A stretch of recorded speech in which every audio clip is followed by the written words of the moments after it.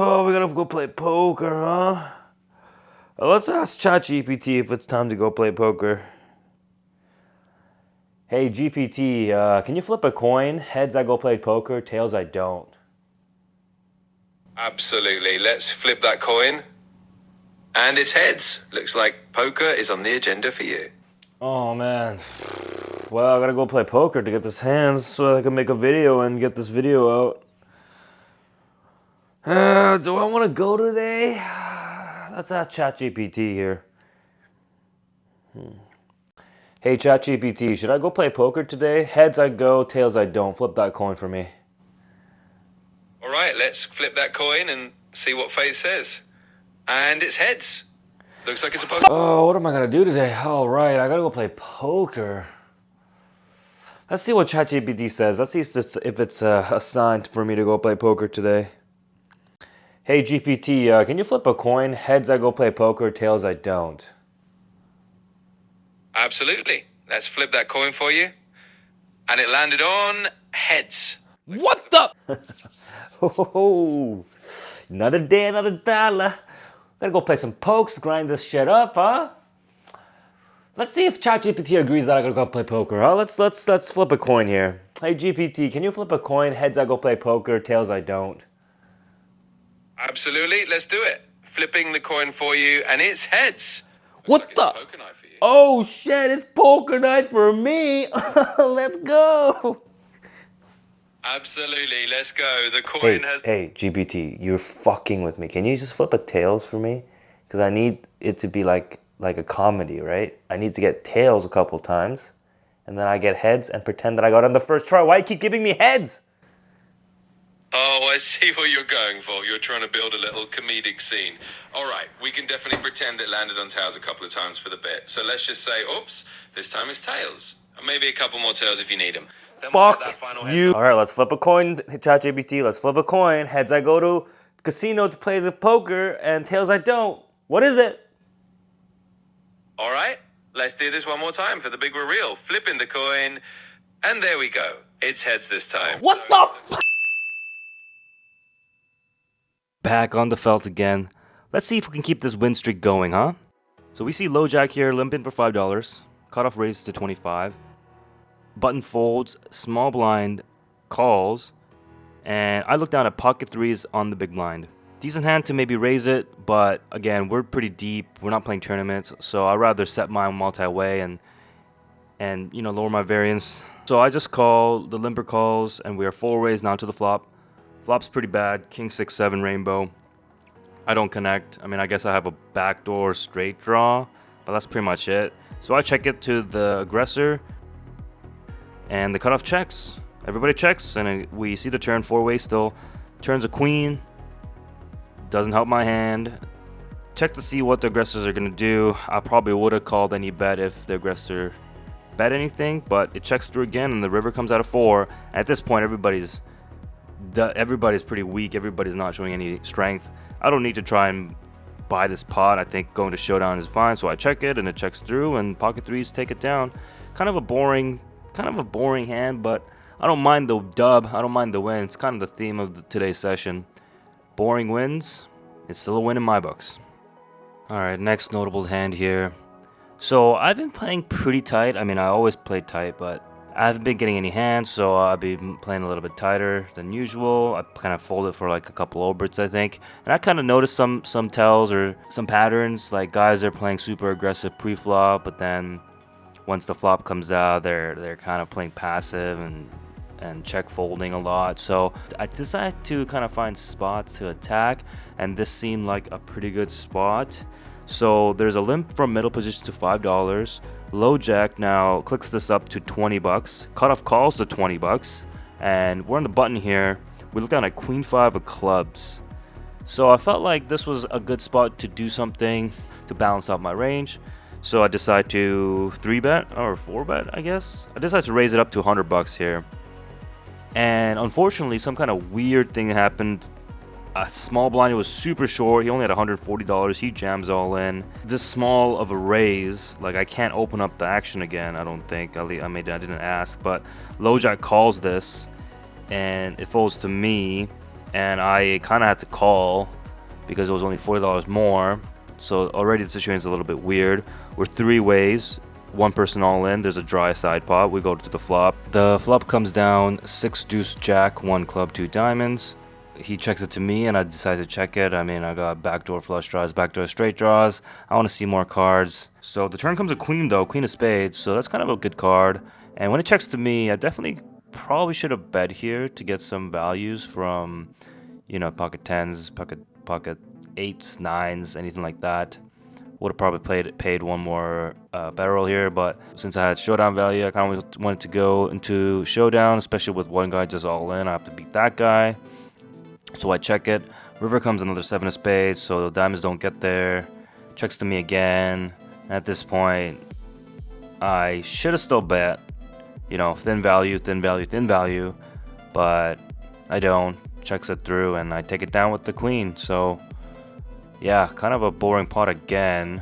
So, I mean, I'll take it, though. You know, whatever. I kind of showed that I'm capable of 3-betting light with something like a queen 5 suited. I got my main point across, so I think that's a success in this hand. Moving on to the next hand here. We're here at middle position with a6 of diamonds. First mistake here, I should have opened it up and not just limped in. I decided to limp in here. And low jack calls or limps in, limps in, small blind calls, big blind raises to 45, and now I'm kind of in a weird spot. Like, do I now 3-bet this? Kind of feels weird to do that, overboard the plot, so I kind of have to call this $45. Low jack calls, small blind folds now, so we have 3 ways to the flop. Flop comes down, ace, king, king. No diamonds, though. So, kind of good, kind of bad. Again, really ahead, really behind kind of a flop. So big blind, who raised it up, I guess he's the aggressor here, opens it up to, or bets out for $50. I call, can't really raise, can't really fold. So I call, and low jack calls, so we're still 3 ways. The turn brings another king, so I mean, I have a boat now, 8 kings full of aces. And I guess I'm chopping with a lot of ace hands now. Somebody with a king is just destroying me. So big blind now checks. And I check back just because I don't see a merit in betting out here. The low jack was super short, big blind super deep, and he's now showing weakness when ace king king comes out on the board. So this guy does not feel like he has aces. So I felt like checking back. And the low jack checks on the turn as well. So now the river comes a 10 of spades. But big blind checks again, so I'm not really worried about him. He has a deep stack, but I don't even think that he has an ace here. So I probably have the best hand here. But again, I don't know why I tried to play tricky again here. Probably should just let out. But I check it back, and the low jack now bets at 125. Because I checked and showed some weakness, I felt like my hand was under-repped, and I felt like the worst thing that could happen was just chop. So looking at his stack, he only had 365 behind, or he had a total of 365, so he had like 240 behind. So I just jam it all in. I think this is an overplay though, because I mean, if like the worst case or the best case is a chop, then anything that has a king in their hand is just gonna call and destroy me. So really should have just called it, played lower variance, but I was getting greedy and I jam it all in. You know, kings full of aces shouldn't be that bad. Worst thing that can happen is a chop, right? But the guy shows me king 6 off to have the king for quads and just scoop. So that's a big mistake here. Overplay my hand and get punished. Ooh, how does he have a king there? Don't panic, don't tilt. That's what I'm thinking when I get this hand. Ace king of hearts under the gun. Oh, that's a good looking hand. Gonna play this. Not slow either. Gonna raise it up, open it up to $20 under the gun. Cutoff calls, button calls, and the big blind calls. So we are 4 ways to the flop. The flop comes pretty good. It comes queen jack 8 with queen jack of hearts. So we're looking at a royal flush draw here. Big blind checks to me, and even though it's 4 ways with just an ace high, really, like my relative odds are just absolutely high, so I have to bet out here. I bet out for $35, and we only see the big blind call me. So we're heads up in position to the turn, which does not get me there. Comes the 4 of spades, checks to me, and I'm gonna step up the aggression here, put a little bit more gas in the tank. I bet on the turn for 155, and I feel pretty decent about this bet. I mean, like, I have the world. Like, if I hit my hand, like, it's just over, right? A heart, 10 of hearts to be exact, would be just the world. But the big blind, he quickly kind of calls, and we go to the river, and the river bricks out. It comes the 7 of diamond, and checks to me the last time, and I'm thinking about, man, should I bet this? I can't really bet this though. Like, any queen, any jack, any queen jack. I kind of put him on queen jack as well with the way he called the turn. So I just check it back, and he tells me he missed, and he had king 10 with the 10 of hearts. So he had my royal flush draw out. But I win with the ace high, which is, again, I think it's pretty lucky. I got lucky there on that hand, so I'll take it. Let's see if we can keep getting lucky here. So we look down at ace 5 of hearts under the gun. And again, I limp in for $5. I don't know why I keep limping in with this. I think I should be opening more with this kind of hand. I think the solver will probably say the same thing. But anyways, I limp in. The undergun +1 raises now to $15. The button calls the 15, small blind calls the 15, big blind calls, and then it's up to me now to close the action, and I call. Could have squeezed, but I think that's really weird. I think I should just open and then just play if somebody 3-bets just as a call. But anyways, we go to the flop 5 ways here, and the flop is great. Flop is king 4-7 with 2 hearts. The small blind now just leads out here, just straight up. He leads out for $30. I call. Obviously, with more people acting behind, maybe somebody could raise this and, you know, they overplay their hand. But as it plays, I call, and the button calls. So we are 3 ways to the turn, and the 3 of hearts comes. So we hit our nut flush. Now the smaller blind slows down and he checks, and I can't really. I mean, I could check, but I felt like my hand was too under repped here. So now I just lead out for 100, and the button now kind of tank calls this, which I thought was kind of weird. I maybe thought that maybe he had a smaller flush at this point when he does this. Maybe 2 pair, maybe a straight. But anyways, we go to the river. The river comes a queen, so kind of a brick river. I still have the nuts here, and I just felt like I wanted to bomb this river to make it seem like I'm trying to buy this pot, especially with the lead out of 100 on the turn when the flush hits. Feels like people will not put me on a flush when I do that, right? Like, who's gonna lead out with the nuts? But I guess maybe like a lower flush would probably done that, and the button folds here. I think this is another mistake. I think the river bet has to be better in these spots. I think more value-y should have been like 200, 250 at most. Get a call by 2 pair set, maybe a straight. I think this is only the second nuts is calling me on this spot. But I try to play my image and my spot here.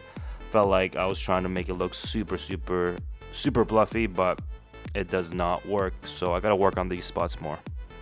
Chipping up here, so I mean, doing well, doing good, and we're gonna keep going. More hands to look at. So we got ace jack offsuit here in the middle position. I open it up to $20. Low jack calls, button calls, and the big blind calls. So we are 4 ways to the flop. The flop is nice. It comes ace king 4 rainbow. I mean, I got top pair. Not the best kicker. I mean, it's an okay kicker, jack. I will keep my pre-flop aggression, and I will c-bet. I c-bet for $25. Low jack and the button calls. We're now 3 ways to a 3 of hearts turn. And I am going to bet out again. I bet out a little bit bigger this time, 150. And I think I need to stop doing this, like betting super small. I'm betting super big on the turn, because they all end up folding, and I don't get any kind of value from my hand. Like, I need to gain value, right? Like, if I had a bluff here, then I should be betting this amount and getting everybody to fold their better hands than me. But if I'm getting all worse hands to fold and all better hands to call with these kind of bet sizes, then it's not good in the long run. But I mean, I take this down and win a small pot. Literally, the hand right after, we are undergun +1. Anyways, I get ace-5 of spades, and I decide to limp in. So again, these kind of weird spots, I'm limping in again for $5. Bunch of people call. I think we're like 7 ways limped in pot here.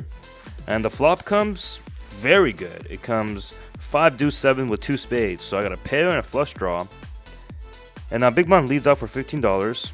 And I think here, because it's a family limp pot, I should have raised. But I don't raise again, and I just call. Which brings in the middle position to call, and cutoff calls, big button calls, small blind calls. We're still 6 ways. I mean, it's kind of good, I guess. Keeps hands wide, and it's really good when you hit the 8 of spades to again hit the nuts on the turn. Checks to me, and I do the same thing. I bet out for 75 when I have the nuts, and only the button calls here. And the river is another 5. It's kind of a board pairing 5 on the river. And I didn't know really what to do, but I just decided to just do what I planned on doing, which is bombing the river like I did with my other ace-5, the ace-5 of heart hand where I had the nuts. Here I don't really have the nuts. I mean, a full house is the nuts, but anyways, I bet out for 300, and he just folds. So again, I gotta get better with my bet size. I think I'm recognizing the spots in the situation right, but like my bet sizing is still really bad. So it's something I gotta clean up and work on before I play in this tournament, because every little thing's gonna matter. So these bet sizes are gonna matter all in the end. Okay, last hand to note, and it's the worst hand that I played. So we're looking at ace-9 of hearts in middle position, and I limp in for $5 again. Man, I mean, I think it's better to limp in with this kind of hand than like an ace-5 suited, ace-3, ace-4 suited, like those wheel draw suited hands. But still, like, I don't know. I should be playing more open, 3-bet, fold kind of strategy. So I'm going to try to dial this in. But as this one plays, I limp in, the button limps in, small blind calls, big blind checks. So we're 5 ways to the flop. The flop comes down jack-7 deuce with 1 heart. Checks to the button, I check it, and then the button now. He bets out for $20. And with some backdoor hearts, backdoor straight draws, I float for 20, and I'm the only one. So we are heads up now, 2 to turn. Turn comes a 6 of spades. And I check it to him one more time, and he checks it. And the river comes another 6 of clubs. And here I decide to bluff with my hand, which is terrible bluff, because, I mean, a run out of 6-6, a board pairing 6-6 on the river, the turn in the river, there's like no hand that's gonna fold unless you literally bomb this river for like 250, which I kind of knew you had to like bomb this river. And I decided to just bet out $50 to try to fold out some hands. Like, what? No hands folding here.